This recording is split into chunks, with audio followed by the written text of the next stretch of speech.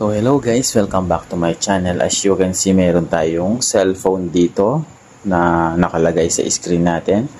At ito po ay tuturuan ko kayo kung paano tayo tumawag sa customer service ng PLDT. Kaya po meron tayong cellphone dyan sa screen po natin. Para doon sa mga hindi makatawag sa PLDT.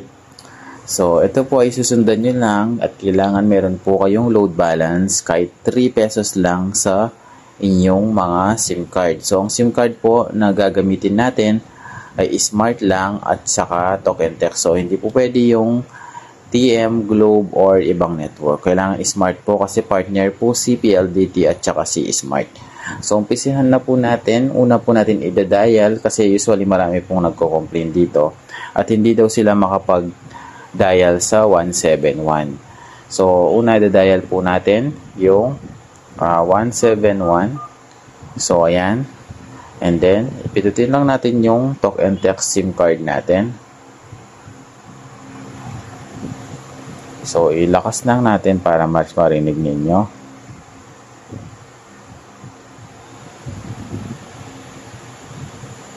Good morning.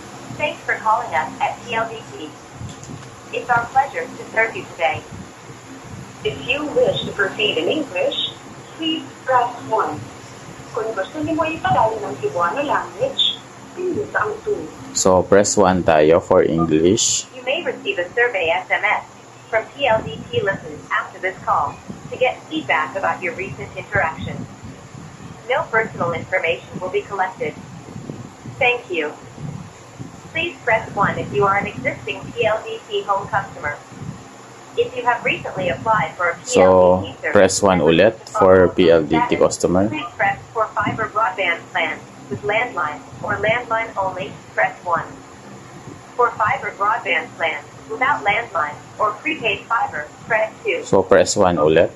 Please enter the telephone number you're calling for, starting with the area code. Then, kung alam niyo yung telephone number ninyo, yun yung i-enter nyo. So, itong i-enter ko is sample lang ng telephone number to. Pero pwede nyo gamitin na i-enter dito. Okay? Please enter it after the tone. So, after the tone, i-enter nyo yung area code ninyo. Sa amin, 045 is Pampanga. Then, follow the telephone digit number. So, ayan.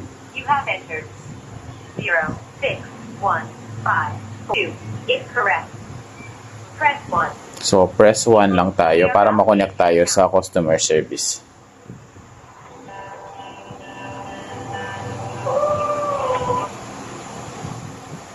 If you need help with our broadband service and would like to speak to our technical help desk, please press 1. So, press 1 daw kung makakausap natin yung technical concern nila. Please press 2. So, press 1.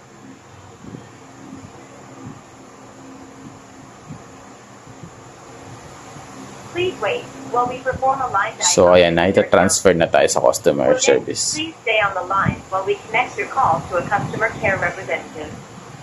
Our hotline agents will be glad to assist you if you need to update your information. This call may be monitored or recorded for quality assurance purposes. Someone will be with you soon. We appreciate your patience.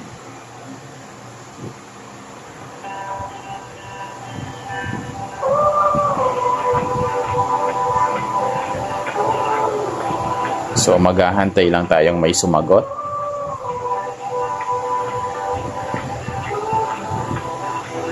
So, ayun guys, no, ganun lang po tumawag sa customer service. Kapag ka narinig nyo yung ano niya, ringtone niya or yung sounds niya, hihintayin nyo lang na may sumagot na customer service. Medyo matagal lang nga kasi sa volume ng mga tumatawag sa kanila. Kaya, minsan talaga umaabot ng kalahating oras.